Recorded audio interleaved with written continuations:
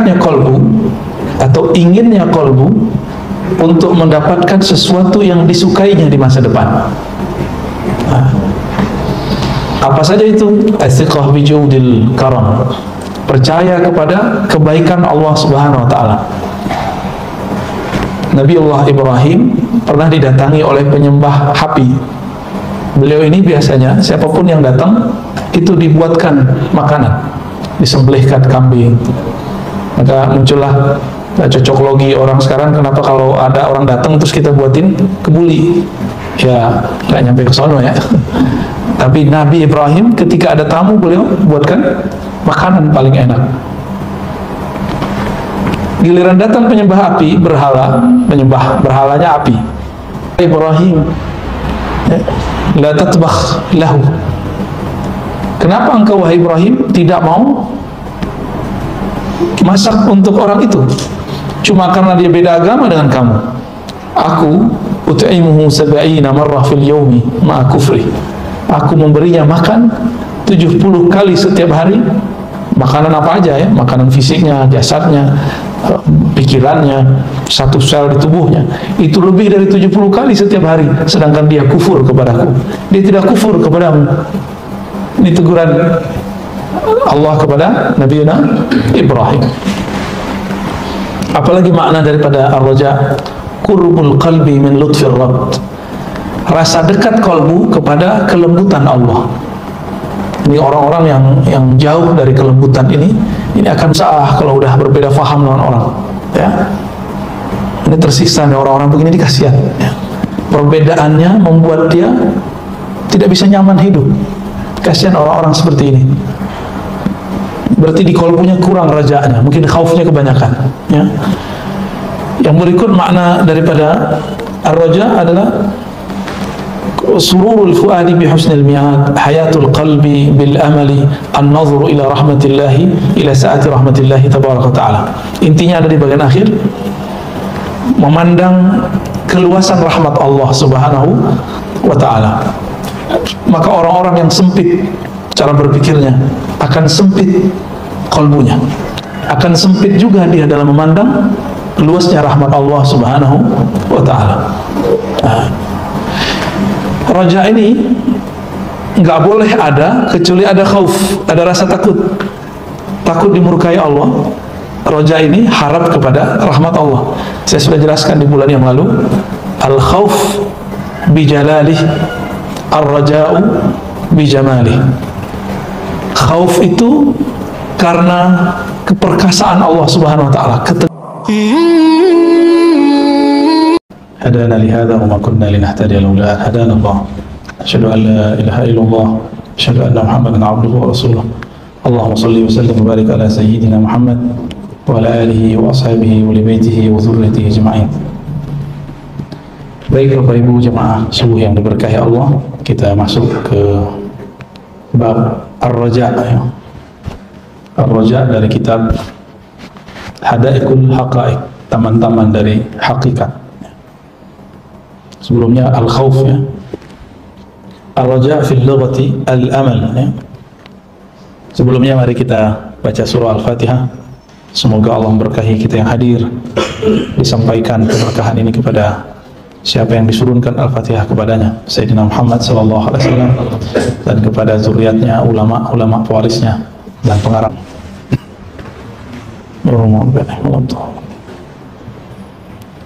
Ar-raja ya, secara bahasa berarti al-amalu, pakai hamzah, harapan, cita-cita ya. Wa qad jaa bi ma'na al-khauf. Kadang-kadang raja itu juga diartikan khauf, sama dengan khauf, tapi beda dengan khauf. Khaufun alaihim itu beda. Kalau la khaufun alaihim fala khaufun alaihim wala hum yahzanun ya. Khauf di situ takut terhadap murka Allah Subhanahu wa taala. Nah, kalau di sini khauf adalah khawatir Allah Subhanahu wa taala tidak memberikan rahmatnya ya. Malakum la tarjuna lillahi waqara. Ada satu ayat yang arti raja di situ adalah Al-Khawf ya. Surah Nuh ya. La tarjuna lillahi waqara. Ayat berapa tuh? Ayat 13 ya. Ma'alakum ya. Apa yang membuat kamu la tarjuna lillahi waqara, tidak mengharapkan Allah Subhanahu wa taala dengan penuh kerendahan hati. Nah, itu secara harfiah. Tapi juga berarti la tarjuna, kamu tidak takut kepada Allah dengan rendah hati. Ya. Ai malakum la takhafuna 'azamatallah. Kenapa kalian tidak takut kepada keagungan Allah Subhanahu wa taala? Lalu pengarang kitab ini mengatakan ar-raja'u inda ahli al-haqiqah. Raja menurut ahli haqiqah, menurut ulama ahli qalbu, ahli rohani, harapan itu menurut mereka itu bukan harapan sekedar berharap hidup senang, itu terlalu biasa. Berharap tidak sakit, itu terlalu biasa. Beliau mengatakan ar-raja inda ahli al-haqiqah ta'alluqul qalbi bihusuli mahbubin fil mustaqbal. Kalau diterjemahkan, kolbu atau inginnya kolbu untuk mendapatkan sesuatu yang disukainya di masa depan. Nah, apa saja itu? Istiqah bijudil karam, percaya kepada kebaikan Allah Subhanahu wa taala. Nabiullah Ibrahim pernah didatangi oleh penyembah api. Beliau ini biasanya siapapun yang datang itu dibuatkan makanan, disembelihkan kambing. Maka muncullah cocok logi orang sekarang, kenapa kalau ada orang datang terus kita buatin kebuli, ya nggak nyampe ke sono ya. Tapi Nabi Ibrahim ketika ada tamu beliau buatkan makanan paling enak. Giliran datang penyembah api, berhala, penyembah berhalanya api, Ibrahim ya, la tatbakh lahu, kenapa engkau wahai Ibrahim tidak mau masak untuk orang itu? Cuma karena dia beda agama dengan kamu. Aku ut'imuhu sab'ina marrah fil yawmi ma'a kufri. Aku memberinya makan 70 kali setiap hari. Makanan apa aja ya? Makanan fisiknya, jasadnya, pikirannya, satu sel di tubuhnya. Itu lebih dari 70 kali setiap hari. Sedangkan dia kufur kepadaku. Dia tidak kufur kepadamu. Ini teguran Allah kepada Nabi Ibrahim. Apalagi makna daripada ar-raja? Qurbul qalbi min lutfir rabb, rasa dekat kalbu kepada kelembutan Allah. Ini orang-orang yang jauh dari kelembutan ini akan sah kalau udah berbeda faham dengan orang ya. Ini tersiksa nih orang-orang begini, dikasihan ya. Perbedaannya membuat dia tidak bisa nyaman hidup. Kasihan orang-orang seperti ini. Berarti di kolbunya kurang rajanya, mungkin khaufnya kebanyakan ya. Yang berikut makna daripada ar-raja adalah sururul fuadi bi husnil mi'ad, hayatul qalbi bil amali, an-nazru ila rahmatillahi, ila sa'ati rahmatillahi tabaraka ta'ala. Intinya ada di bagian akhir, memandang keluasan rahmat Allah Subhanahu wa ta'ala. Maka orang-orang yang sempit cara berpikirnya akan sempit kalbunya, akan sempit juga dia dalam memandang luasnya rahmat Allah Subhanahu wa ta'ala. Raja ini nggak boleh ada kecuali ada khauf, ada rasa takut, takut dimurkai Allah. Raja ini harap kepada rahmat Allah. Saya sudah jelaskan di bulan yang lalu, al khauf bijalalih, ar-raja'u bijamalih. Khauf itu karena keperkasaan Allah Subhanahu wa ta'ala, ketegasan Allah Subhanahu wa ta'ala, maka muncul rasa takut, segen gitu. Kita segen sama orang yang sangat berkarismatik. Lain yang disebut raja. Raja ini saya mengartikan sikap bermanja seorang hamba kepada Allah yang luas rahmatnya. Maka khauf dan raja tidak boleh dipisah. La yatahaqqaq illa ma'al khauf. Rasa raja, rasa takut, rasa harap ini tidaklah sah kecuali ada rasa takut juga. Nah, kita ini kalau terlalu tinggi ke dalam diri, kadang-kadang kepada orang lain kita pakai khauf. Baru amalannya subuh berjamaah udah merasa suci aja, ya. Lalu nganggap orang yang belum sholat subuh bersama kita sebagai munafik. Di masa Rasulullah SAW, ketika Nabi mengatakan seberat-berat asqalus salah 'alal munafiqin al-isya wal fajr. Seberat-berat salat bagi orang munafik itu isya dan fajar. Itu bukan untuk menilai tetangga atau untuk nilai teman. Lihat nih, tetangganya ada nggak nih? Apalagi tetangganya ustad. Oh, kayaknya ustad munafik nih. Ya, nggak ada subuh sama kita. Dia nggak tahu si ustad riyadhahnya panjang dan dia suara subuhnya bukan di sini. Main suuzan, ya, berburuk sangka. Baru amalannya sholat subuh udah ngerasa kayak suci aja. Baru pemahamannya ya sangat biasa lah. Udah merasa paling benar. Ini hati-hati nih. Ya, kalau lagi semangat tuh kadang-kadang kita nyerang orang lain. Nah, roja kepada dirinya, tapi khauf ke orang lain. Nah, seharusnya itu ada pada diri kita semua. Oke, hari ini saya subuh. Emang jamin nanti zuhur selamat. Emang jamin nanti asar. Jamin nanti maghrib. Ya, jadi khauf dan roja diterapkan langsung pada diri kita. Kalaupun hari ini, pagi ini aku sanggup subuh, belum tentu esok hari bisa. Nah, rasa takut inilah kemudian membuat kita berharap semoga Allah mengisi. Maka bagi saya ar-roja ini, khauf dan roja itu membuat satu perasaan harap-harap cemas pada hambanya, sehingga membuat si hamba memohon doa istiqomah setiap saat kepada Allah Subhanahu wa ta'ala.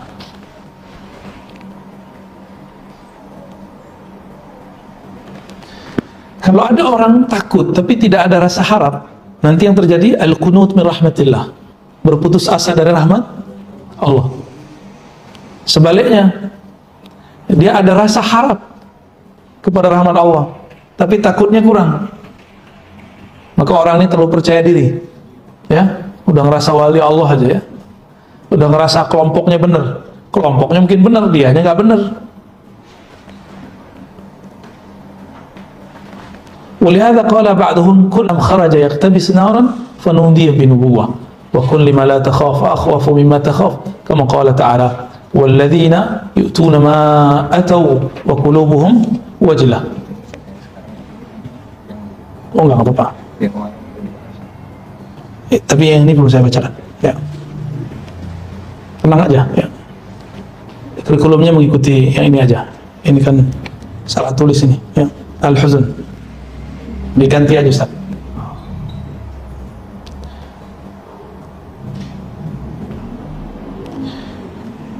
Jadi Nabi Musa ketika beliau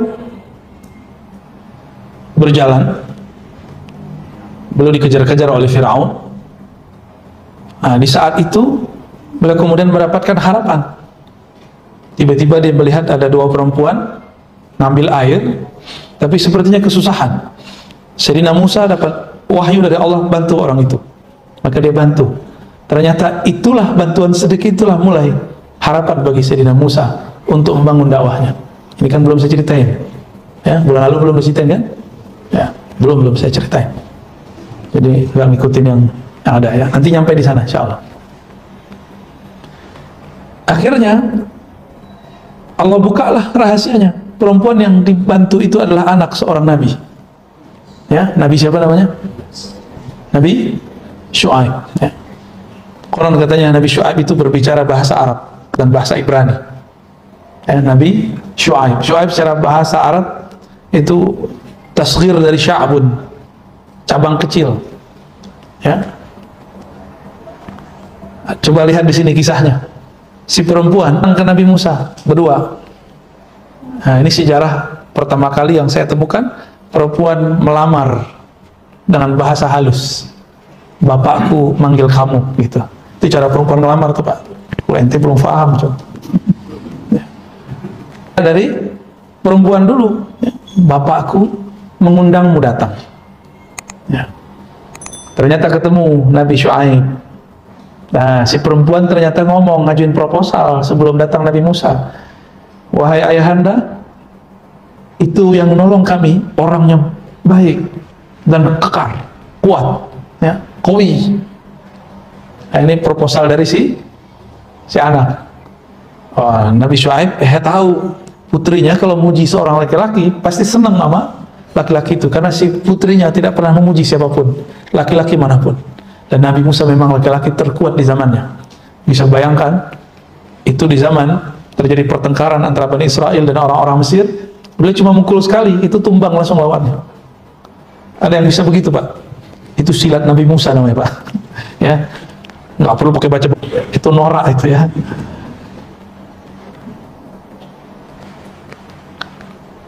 Dan di situ ada mahar.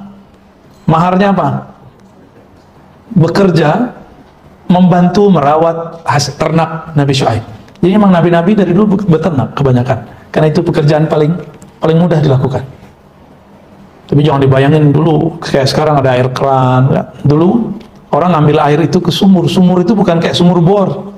Sumur itu bayangkan kita tinggal di sini, ada agak telaga di bawah. Nah, telaga itu disebut sumur. Semua orang ngambil tuh. Dulu yang ngambil biasanya perempuan. Sampai ke zaman Sayyidina Ali, Sayyidah Fatimah, beliau pun masih begitu. Sayyidah Fatimah, penghulu wanita-wanita di surga, tangannya sudah kapalan karena bawa air untuk Sayyidina Ali. Ya. Makanya nyakitin hati Fatimah, diberikan budak, diberikan pembantu. Rasulullah mengatakan, kamu ngabdi yang sempurna untuk suamimu. Ya, gimana caranya? Bacalah Subhanallah, Alhamdulillah, La ilaha illallah, Allahu Akbar, atau Subhanallah, Alhamdulillah, Allahu Akbar sebelum tidur. 33, 33, 33 ditutup 100. Kamu tidur dengan itu, bangun segar. Maka disebutlah ini zikir Fatimah. Nabi ngajarin Fatimah. Tapi Sayyidina Ali mengatakan, aku tidak pernah meninggalkan zikir ini sebelum tidur, kecuali waktu perang Siffin, agak telat, sebelum tidurnya agak kemalaman. Ini siapa? Sayyidina Ali. Nah, bagi yang berzikir pada Isya 33, 33, 33, ini termasuk sudah dapat. Karena sudah habis Isya menjelang tidur. Dan lebih afdal jika sebelum tidur dibaca lagi. Ya. Ditiup. Nah, ini nggak disebutkan di hadisnya, ditiup tangannya. Tuh kepalanya sakit, Pak. Mikirin dunia. Tiup kepalanya. Ya. Pegang, ya Allah, rahmati kepalaku. Ya. Berikan kekuatan, kesegaran ke dalam badanku, ke dalam jiwaku, ke dalam ruhaniku. Insya Allah Allah berikan kekuatan. Ini zikir Fatimah. Ya. Zikir Fatimah. Ini bukan zikir Syiah ya. Kita mencintai Fatimah. Kita mencintai Sayyidina Ali, Sayyidatuna Fatimah, Sayyiduna Hasan, Sayyiduna Al-Husain. Dari situlah kemudian Nabi Musa yang tadinya sangat sakti itu pun ternyata mesti mulai dari basic. Dia menjadi seorang suami yang harus bayar mahar. Ini bayar maharnya kredit. Ini dalil boleh bayar mahar kredit. Ada yang mau nikah lagi, Pak? Ya, belum punya mahar nih. Kata mertuanya, ya udah kamu kerja kepada saya 7 tahun atau 10 tahun jika kau mau menyempurnakan. Kata Nabi Musa, siap. Ya, gimana Jom? Ente mau? Tuh banyak tuh depan tuh. Ketika kita mendengarkan kalam begitu, maka ulama kita mengistinbat, memberikan dasar hukum bahwa boleh bermahar secara tidak langsung, tidak tunai. Ya, biasanya Bapak kalau nikahin anak atau menikah gimana? Dengan mahar sekian tunai gitu ya. Kalau ini bacanya keren. Tahu Nabi Musa sabarnya bukan main tuh, mau. Karena ia dididik seperti itu. Nabi Musa kan tadinya tinggal di istana. Tinggal di istana dari kecilnya. Allah wajibkan kepada Sayyidina Musa untuk menjalani sunnahnya para nabi sebelum dan setelahnya, yaitu menjadi pengembala domba. Ya. Sudah sabar. Ngurus domba itu sulit. Dia harus ada kesabaran. Beda dengan ngurus kambing di kita yang cuma sedikit. Ya. Itu perlu ada kesabaran yang luar biasa, teliti. Nabi Musa dididik oleh Allah dengan cara seperti itu. Di puncak beliau sudah mau selesai bayar maharnya. Beliau mengatakan, wahai istriku, aku melihat ada api di sana. Itu di Gua Tur Sinai ya. Maka biarkanlah aku ke sana. Ya. Berangkatlah beliau ke sana. Ternyata di situ ada perjanjian dengan Allah Subhanahu Wa Taala 30 hari. 30 hari itu nggak boleh gosok gigi. Ternyata beliau hari ke-30 ngerasa bau mulutnya, gosok gigi, bersiwak. Maka Allah mengatakan akmil. Ya, sempurnakan menjadi 40 hari.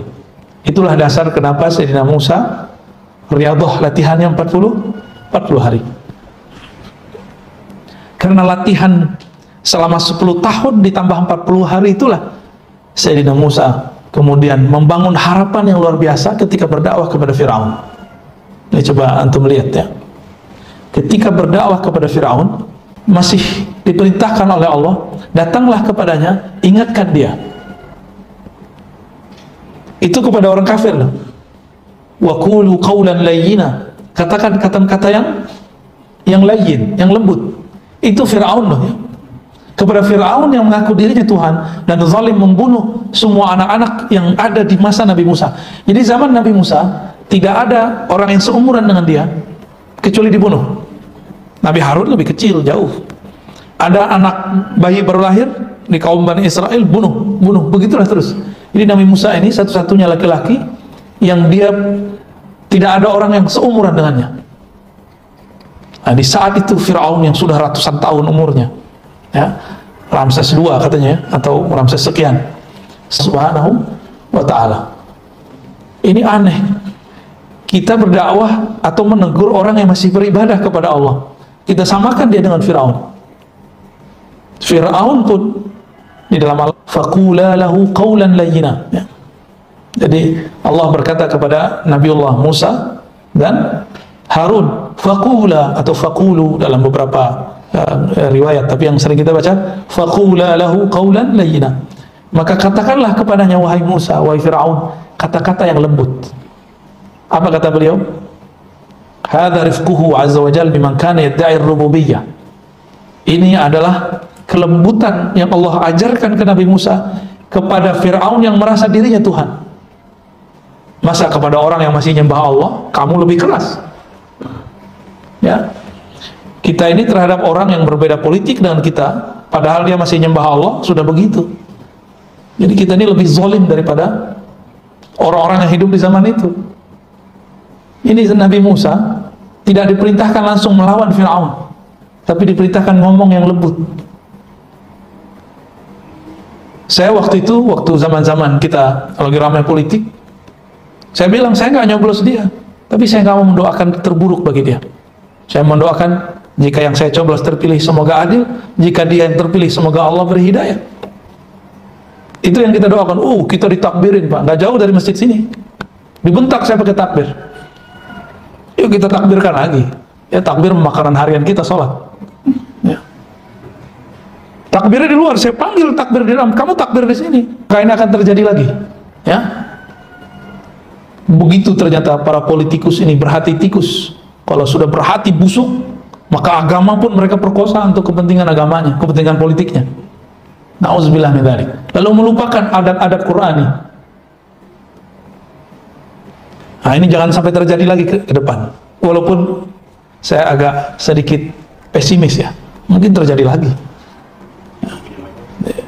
Mungkin lebih jelek ya. Karena yang melek ngaji begini gak banyak Pak. Orang kita ini rajin baca WA. Nggak mau baca pakai kolbunya.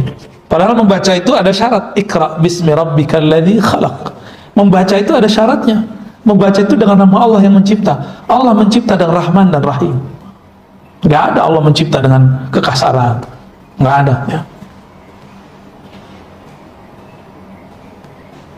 Maka saya berharap teman-teman yang sebelumnya ya di zaman politik, hiruk pikuk politik sebelumnya pernah terjebak pada kebencian politik yang kemudian dibawa agama, ayo malu kepada Nabi Musa ya.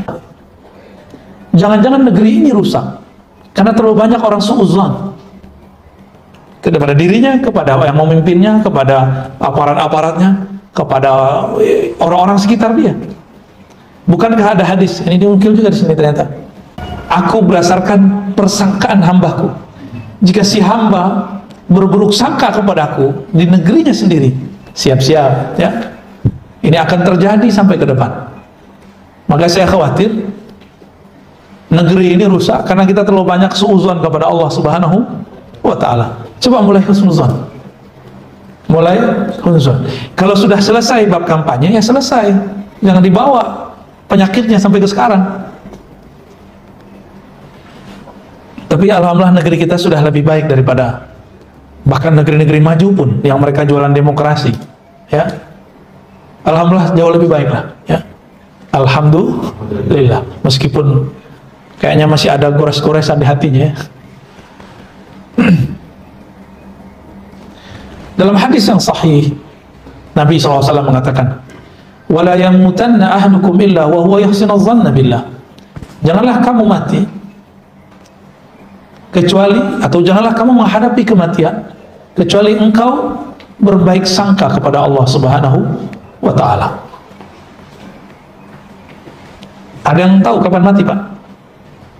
Berarti ini untuk aja ya, tua muda. Janganlah engkau menghadapi kematian kecuali engkau berbaik sangka kepada Allah. Nah, udah berbaik sangka belum kepada Allah? Mulai dari hal kecil sampai hal-hal yang besar. Hal-hal yang besar dalam bab hidup bersama, ya, bernegara, bahkan hidup sebagai bagian dari dunia. Kita memandang pandemi ini apa? Dengan husnuzan atau dengan suuzan? Kalau suuzan, hidup vaksin nggak mau, maunya orang nomor satunya vaksin juga. Oke, biar vaksinnya asli disorot, tetap aja nggak mau vaksin. Ya kalau memang udah nggak senang dari awal, nggak senang sampai nanti. Akhirnya dibawa-bawa kebencian ke bab agama. Ya, kalau saya pilah-pilah itu. Politik, agama, ya. Walaupun agama itu ada satu prinsip di dalamnya mengatur politik. Bedakan. Agama tidak terpisah dari, bukan dibalik ya. Politik pisah dari agama, prinsipnya. Prakteknya belum tentu. Prinsip berpolitik itu diatur dalam agama. Tapi praktek politik itu urusan antum. Ini lucu. Ketika ada kiai, syekh, mursyid berpolitik, dibilang, lah, mursyid kiai kok berpolitik?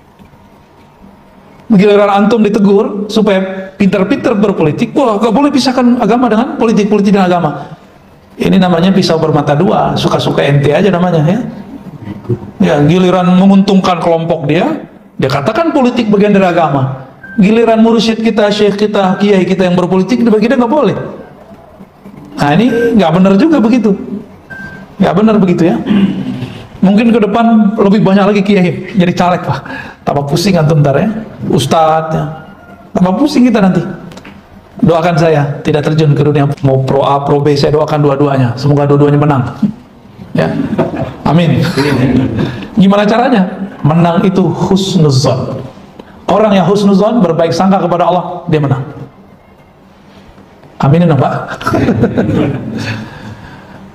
Tapi nggak boleh, nggak nyoblos ya, harus nyoblos. Bapak tahu negara Sudan pecah, satunya namanya Ethiopia, karena ada sekelompok orang beragama memfatwakan demokrasi haram, demokrasi tauhid, disebut dengan durhaka. Apa yang terjadi? Negara ini pecah. Sudan pecah dengan Ethiopia. Ethiopia menjadi simbol negara agama sebelah, Sudan menjadi agama yang agamanya agama kita, agama Islam. Itu akibat fatwa ini. Jadi fatwa di Saudi dibawa, dijual ke Ethiopia, diimpor. Ini kita jelasin. Saudi itu negara, bukan negara demokrasi, negara monarki.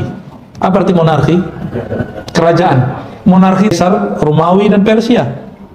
Demokrasi produk Yunani. Sama.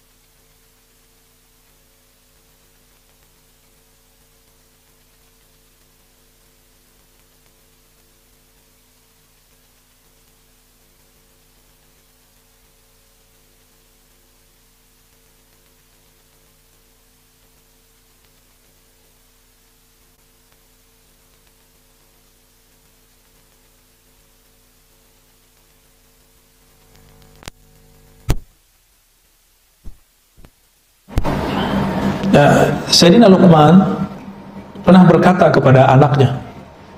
Saya pernah membahas di sini.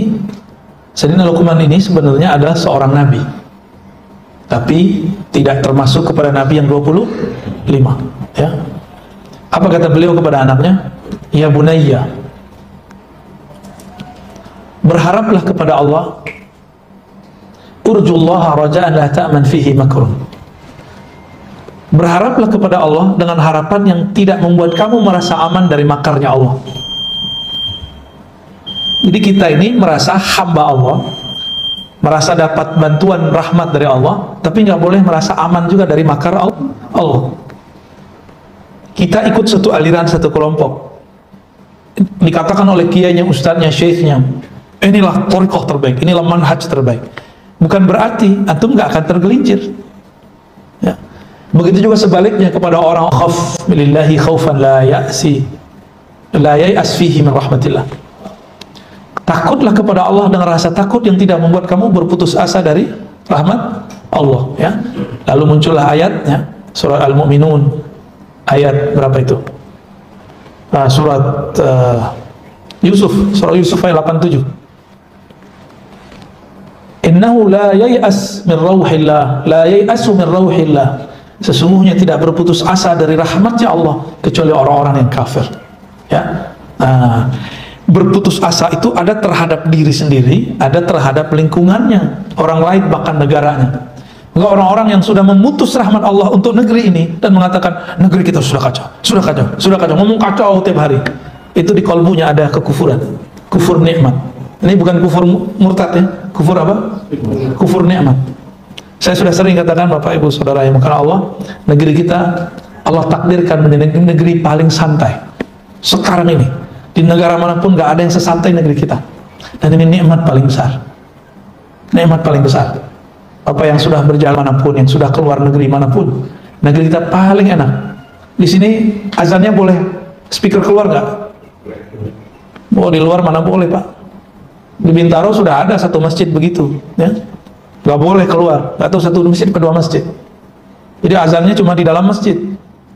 Ya lucu juga sih. Cuma alhamdulillah jamaahnya udah ngerti, udah disiplin, tetap datang. Cuma azan aja nggak mau dengar, nganggapnya privacy, terganggu. Ya sudah ya, pengurusnya masih nahan hati, nahan diri. Cuma masjid itu nggak azan, masjid samping pagar azan, dan itu banyak sekali. Kita bilang rasain nanti, syukurin nanti. Betul di negara-negara lain tidak ada azan seramai kita, karena di negeri ini, nah ini nikmat besar Pak. Bangun musola masjid IMB belakangan, benar nggak? Jujur aja lah ya, jujur aja. Kita ini sangat enak sekali. Apa kalau pakai ukuran IMB, bisa banyak tuh masjid dibongkar. Nah, enggak juga bersyukur, maka Allah Subhanahu Wa Taala akan menghukumi dia dengan suuzonnya kepada alam sekitarnya. Masa dizolimi terus, udah enak ini hidup, masih merasa begitu aja. Jadi kadang-kadang seseorang itu sudah enak hidupnya, tapi karena kata-kata orang dia menjadi berubah. Itu sebabnya saya berkali-kali mengatakan sesuai hadis Nabi, istafti qalbak. Kamu kalau sebelum berbicara dengan orang, dengarkan kolbumu dulu, jangan kolbu orang yang didengerin. Istafti qalbak, ini perintah Nabi. Mintalah fatwa, tanya dirimu sendiri, kolbumu. Sebenarnya kolbumu bilang apa terhadap alam sekarang?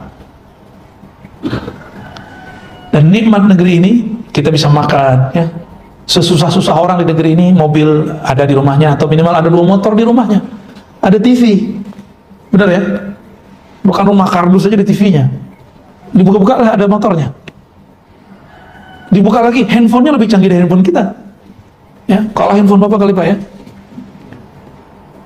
Itu semiskin-miskin orang di sini masih mau coba kayak pengungsi Suriah, berhari-hari mereka nggak makan. Bapak kalau pergi ke Paris Pak, di sana ada satu tempat terbuka, semua imigran tidur di situ di bawah kolong langit. Mulai yang kulit hitam, kulit putih, kulit abu-abu nggak jelas ya, semuanya ada di situ. Pagi-pagi mereka jalan, nggak tahu kemana, nggak ada tempat tinggal. Saya lihat, saya lirik-lirik, itu kebanyakan orang-orang Islam. Ya, mereka lari dari kampungnya. Kita nggak perlu lari Pak dari kampung kita, ya, kita masih bisa makan. Jika kita nggak syukuri ini, tunggulah masa nanti. Nah, kita tutup dengan ayat Qul ya ibadi, ya. Qul ya ibadi alladzina asrafu ala asa terhadap diri mereka. La taqnatu min rahmatillah. Jangan berputus asa dari kasih sayang Allah. Innallaha yaghfiru dzunuba jami'a. Allah mengampuni semua dosa. Kenapa zunub? Dosa itu bahasa Arabnya zunub. Zunub dan zanub itu mirip. Perbuatan yang ada ujungnya, yang membuat kita kepikiran terus. Nah itu zunub tuh. Kecuali psikopat, dia nggak merasa bersalah ya. Innallaha yaghfiru dzunuba jami'a. Apapun yang pernah kita lakukan di masa lalu, selama tidak syirik, Allah ampuni semua. Innahu huwal ghafurur rahim. Itulah makna ghafur. Ada ghafar ya. Ghafar itu mengampuni dosa yang zahir. Ghafur mengampuni dosa yang batin, yang terdalam, bahkan yang terbanyak. Itu ghafur. Khusus kepada orang yang husnuzan kepadanya. Maka bangunlah husnuzan bahwa Allah Maha Pengampun, insya Allah Allah ampuni. Bahkan pasti. Innallaha yaghfiru Innallaha la yaghfiru ayyushraka bihi wa yaghfiru ma duna dzalik. Allah ampuni selain syirik kepadanya. Jadi jangan bikin Allah cemburu aja. Jangan khianat kepada Allah, jangan syak kepada Allah. Ya. Wallahu a'lam bissawab. Gimana Ustaz? Cukup? Ada tanya jawab?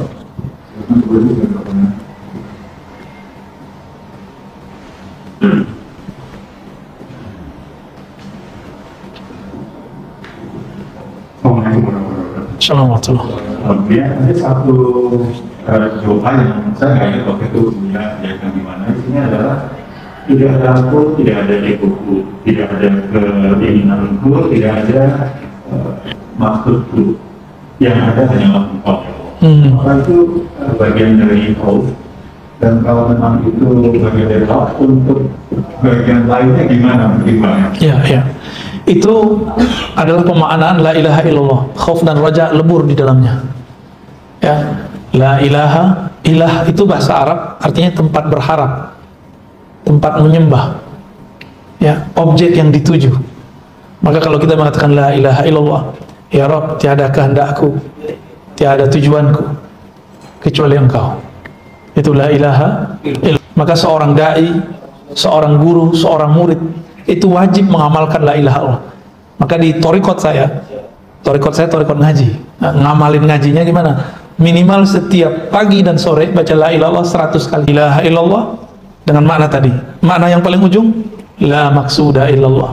Tiada yang kami tuju, tiada yang kami harapkan, tiada yang kami leburkan kehendak kami, tujuan kami kepadanya kecuali Allah Subhanahu wa ta'ala. Jadi baca la ilaha illallah itu munculkan makna itu, Pak.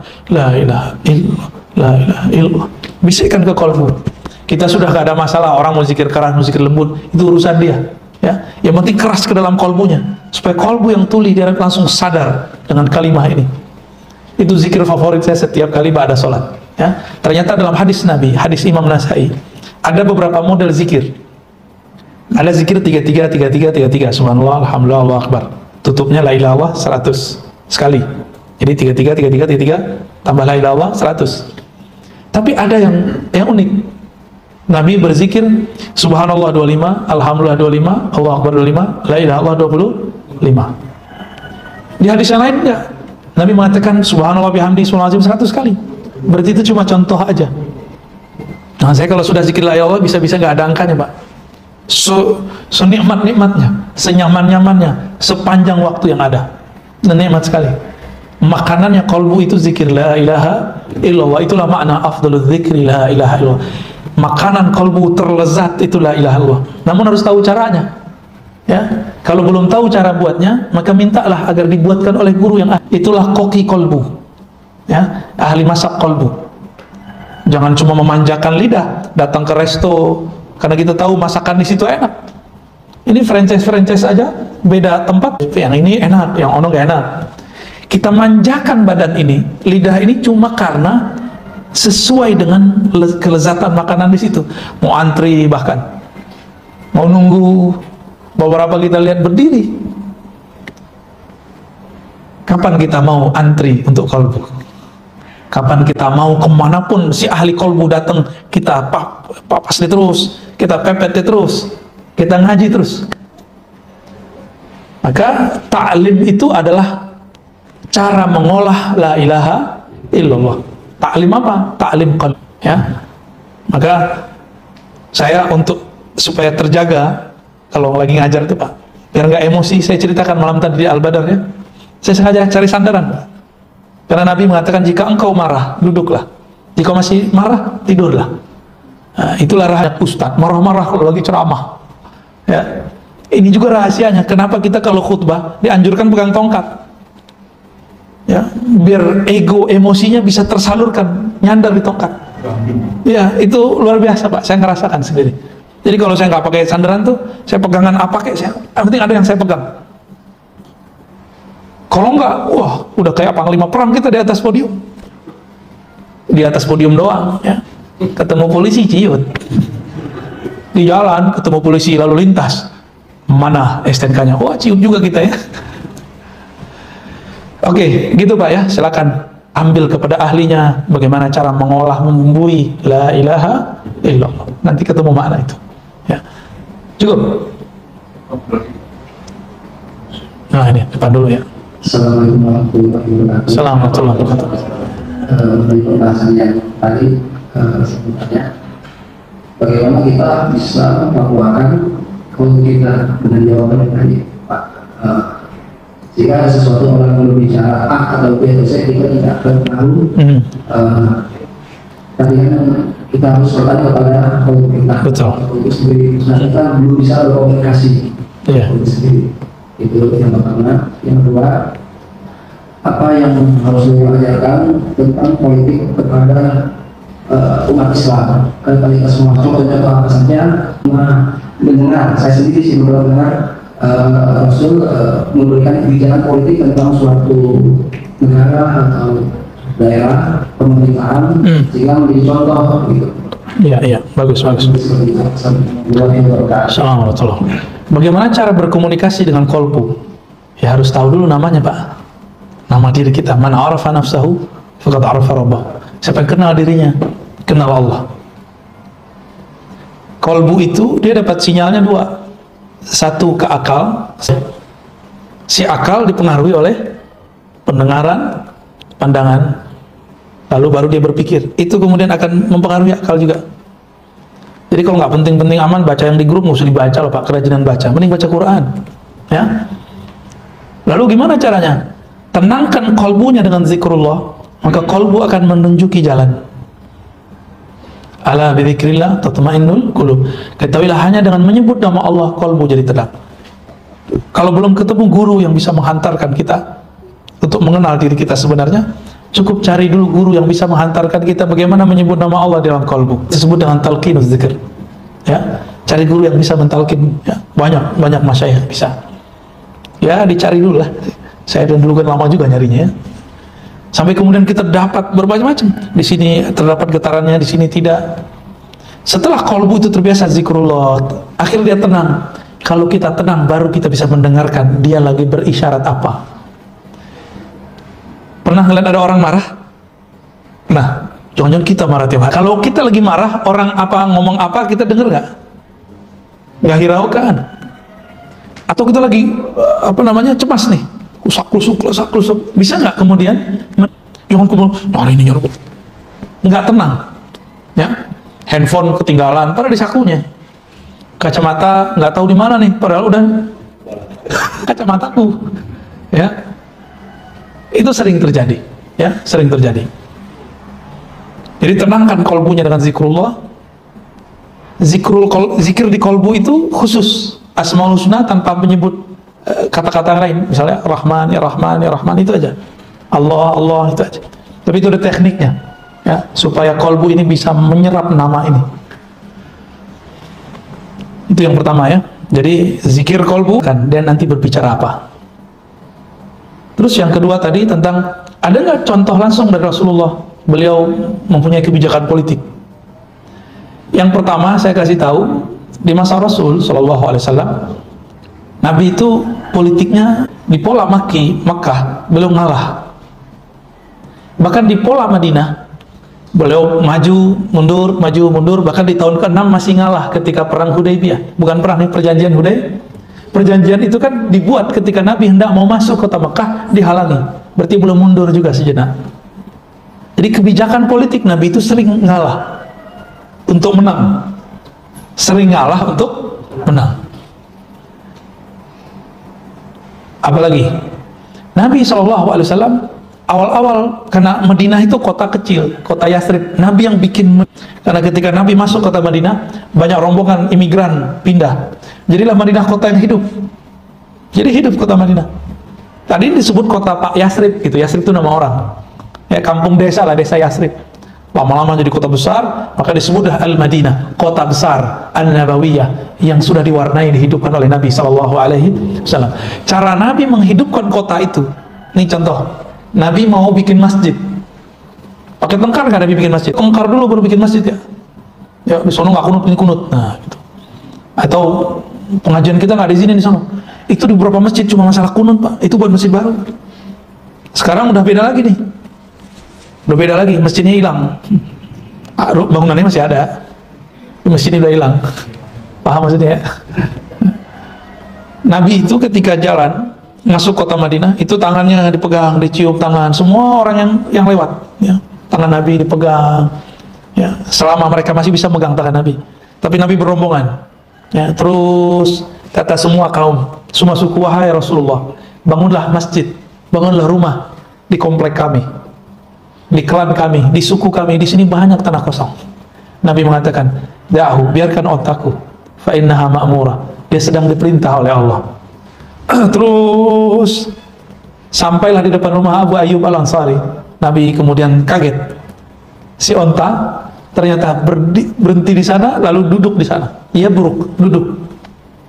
Maka kemudian Nabi mengatakan kepada keluarga Abu Ayyub, wahai keluarga Abu Ayyub Al-Ansari, saminuni haitukum, berapa harga tanah kalian? Tahu nggak Bapak, tanahnya tanah apa? Tanah kuburan.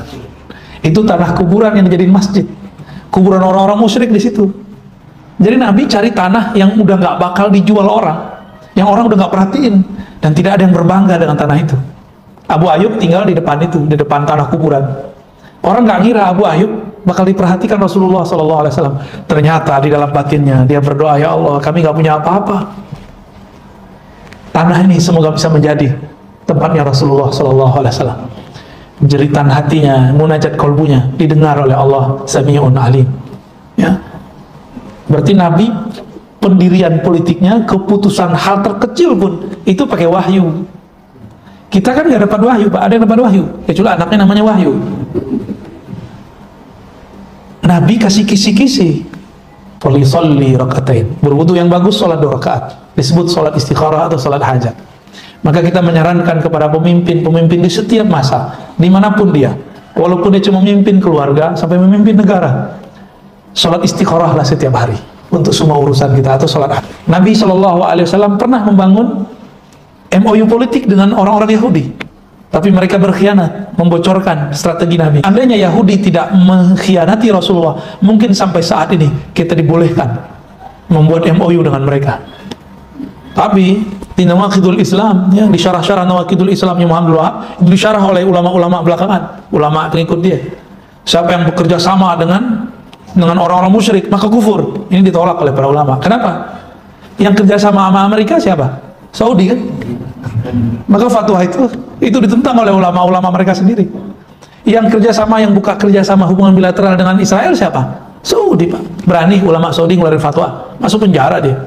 Mau bilang kepada antum, hati-hati ngambil fatwa dari Saudi, karena fatwanya sudah bias, terutama fatwa bidang politik, bidang-bidang muamalat, mulai tadi bab demokrasi sampai ke bab kebijakan-kebijakan. Mana ada sekarang kita dengar ulama Saudi sudah ngeluarin fatwa haram bangun hubungan bilateral dengan Israel? Nggak ada, malah dia bilang boleh.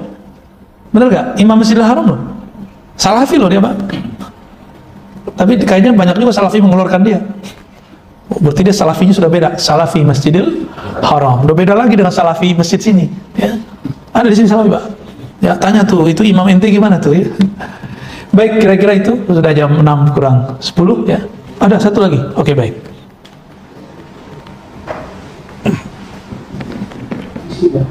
Politik ulama sejarah tidak pernah jatuh politik, masuk politik. Ini bagaimana menurut dia ulama yang sudah masuk politik, ketika dia sudah masuk politik, pengaruh status ulamanya dari penguasa. Oke, baik. Ibnu Khaldun itu menukil kalamnya Imam Abu Hanifah dan Malik. Jadi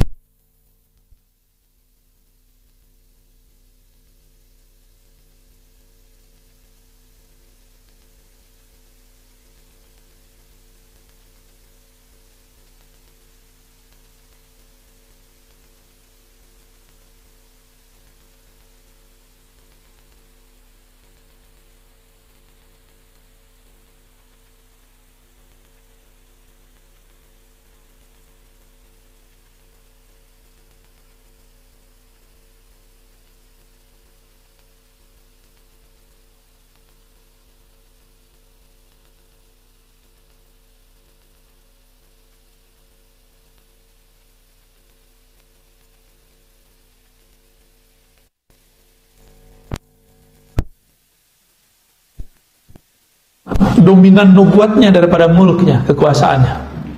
Kalau kita kan beda, dominan kekuasaan daripada keagamaan. Jika ada ulama berpolitik, maka dia akan meninggal seorang ulama. Nggak usah partai A, partai B, semuanya. Di semua partai ada ulama loh jadi caleg.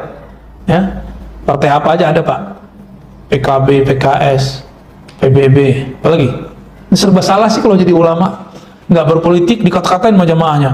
Ya, Islam tidak terpisah dari politik. Giliran berpolitik mereka bilang, Pak Kiai, kenapa ente berpolitik? Santren ente gimana nasibnya? Bingung Pak jadi kiai itu ya. Sama kiai punya mobil nggak punya mobil, emang susah jadi kiai. Giliran pakai mobil bagusan dikit, kata jemaah, kiai sekarang susah yang zuhud. Serba salah. Kiai jomblo susah Pak, kiai kawin susah juga. Ya. Kita doakan saja ulama-ulama kita yang terjun ke dunia politik, mereka tetap mengajari umat, membimbing umat lewat langkah-langkah politiknya.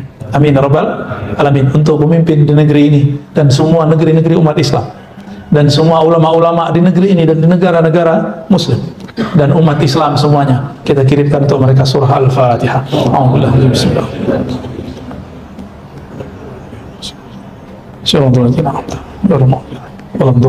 Amin. Semoga bermanfaat, semoga negeri kita tambah berkah, tambah rahmah. Amin ya rabbal alamin. Subhanakallahumma wa bihamdika, asyhadu an la ilaha illa anta, astaghfiruka wa atubu ilaik. Assalamualaikum warahmatullahi wabarakatuh. Ya, silakan salatnya. Ya, silakan.